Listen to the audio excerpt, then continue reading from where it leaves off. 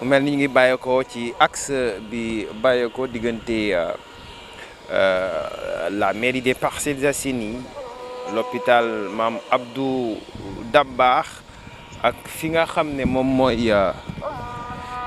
donc la pharmacie donc trajet boobu yëpp donc lañ doon doxee finalement ba ñuy agsi fi nga xam ne moom mooy terrain ACAPES ci lañ leen commencé gazer et ils se sont dispersés. Rappelez qu'il y avait hommes comme femmes dans les rangs des sympathisants, des leaders également gisoon nañ leen ci kiñ ci gën a ràññee di le député Guy Marius Sagna qui était de la partie. Et durant tout le trajet, il scandait des mots comme la présidentielle se tiendra par force. Ce sont leurs mots. Au-delà de ça, ñu ngi wax également que ne bëgg nañ jongante yi ñu amal ko laata ñaari fan ci weeru avril maanaam avant le 2 avril, ça veut dire avant la date butoir du mandat du chef de l'État maanaam laata njiitu réew bi ci wàllu boppam di jeexal li nga xam ne moom mooy mandat présidentiel am ñoom namm nañ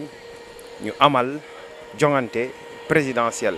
Et donc la nouvelle ñëpp xam nañ ko, la nouvelle mooy que le conseil constitutionnel, donc la haute juridiction, a statué sur les recours qui ont été introduits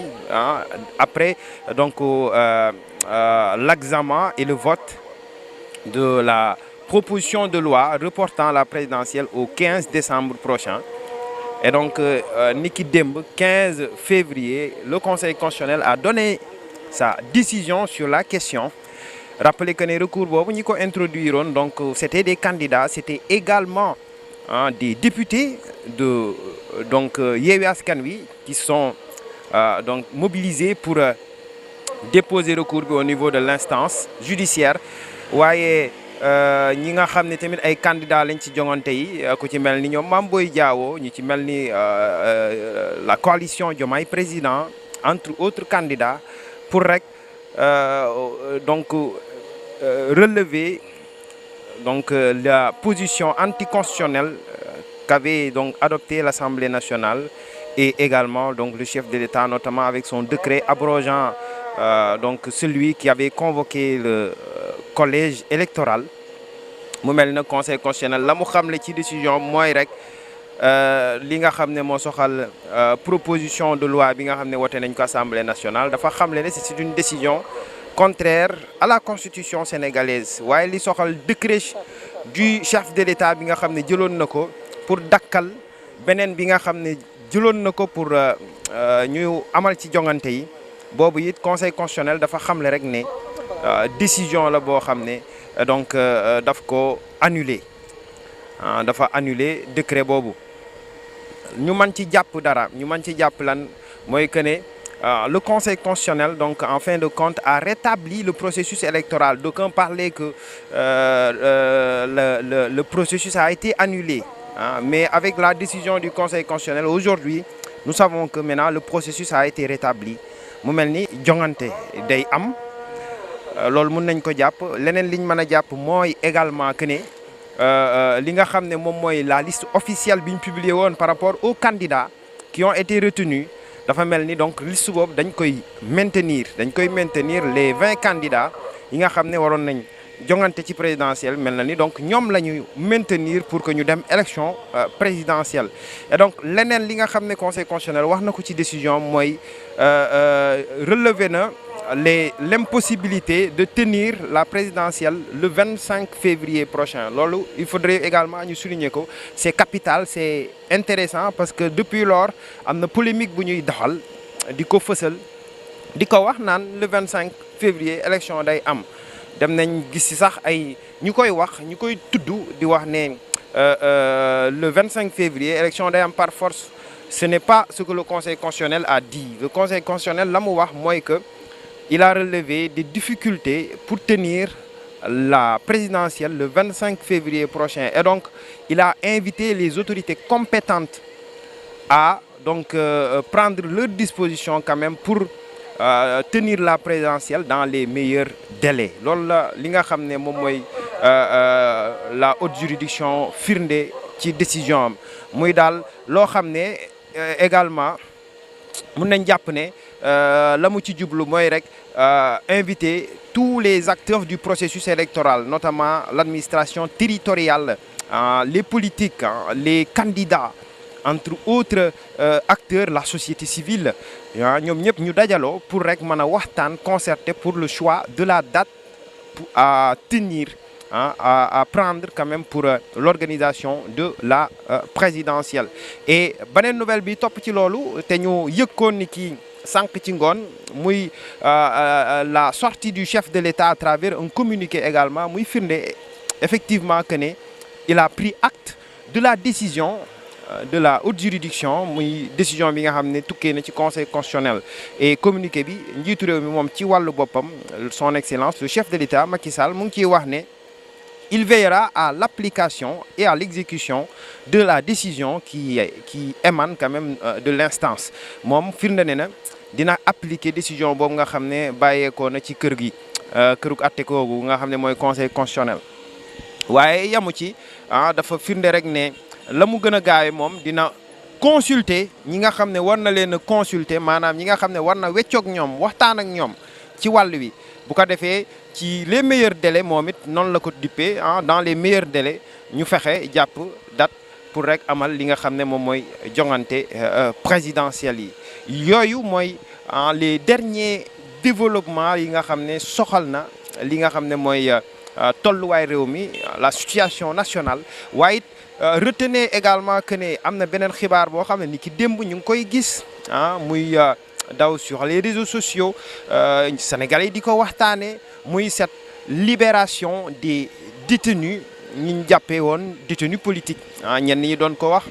rawatina kujje gi doon exiger leur libération pour décrisper quand même donc la situation apaiser donc la tension mu mel ni si ni ki démb ak léegi ñu ngi gis détenus yi ñuy génn ci ak lim gu takkoo ay téeméeri doomu aadama yoo xam ne démb ba tey ñu ngi leen di gis ñu di leen bàyyi dans les différentes maisons d'arrêt et de correction bu ci mel ni Rebeuss gis nañ démb ba tard dans la nuit jusqu'à 1h du matin des détenus sortaient de la prison de Rebeuss waaye it bu ñu fàtte ne fi nga xam ne moom mooy prison bu camp pénal nga xam ne ay soxna lañ fay faral di denc tamit am na ay soxna yu jot a teggi loxo tamit ñu génn ci image yaa ngi circuler au-delà de ça ñu ngi wax ne d'autres prisonniers vont suivre ci libération yooyu ñu koy xaarandi également tey bisub tey bi ñu jàpp ne également y aura d'autres prisonniers yoo xam ne dañ leen teggi loxo en tout cas retenez que ne bëri nañ lool et vraiment pour le dire ça participe quand même à décrisper l'atmosphère tendue bi ñi nga xam ne gisoon nañ ko ces derniers jours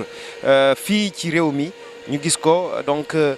même au niveau international les ressortissants sénégalais la diaspora di amal ay marche di amal ay mobilisation di ko dénoncer donc tout cela mu mel ni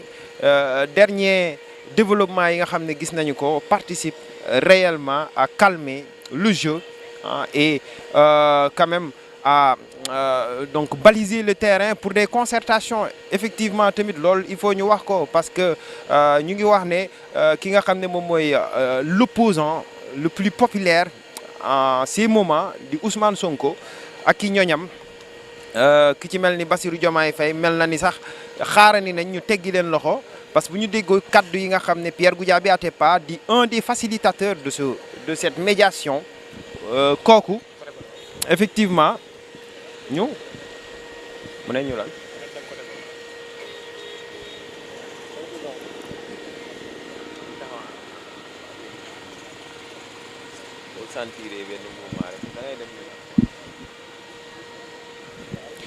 voilà donc je disais tout à l'heure que ne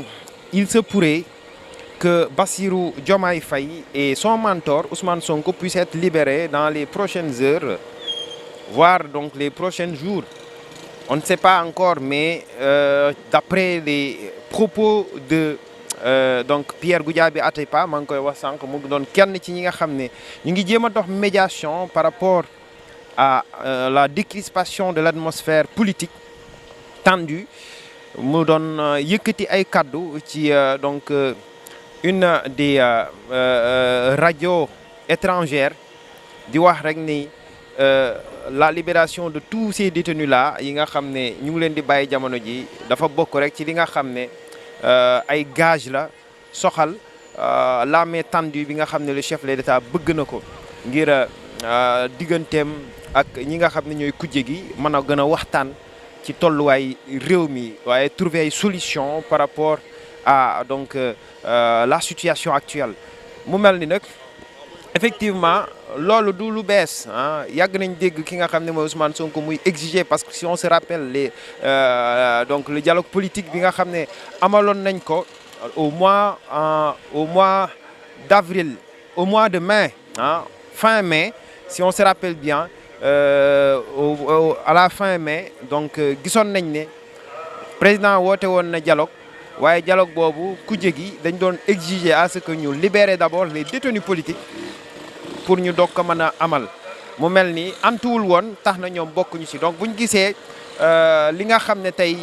ñëpp ñu ngi koy teg bët muy libération détenus yi ci jamono ji dafay mel ni rek kon dialogue boobu mu ngi waaj a concrétiser wu parce que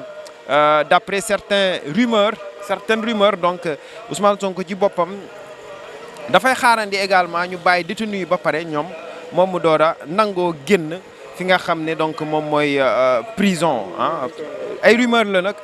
la amaguñu ci confirmation les gens en parlent au niveau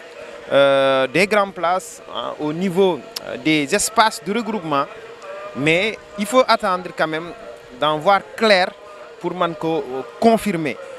effectivement ni ngeen ko gisee voilà donc la situation est redevenue normale ici aux Parcelles Assainies mu mel nii donc les gens continuent à vaquer à leur occupation ñi ñaa ngi dem di doxi seen i soxla ñi ñaa ngi donc poursuivre seen ay activités gannaaw donc li nga xam ne am na fi sànq muy des partisans et sympathisants ñëwoon bëggoon a daje fii nga xam ne moom mooy terrain ACAPES waaye mu mel ni mayuñu leen ko ah waaw ñu def ko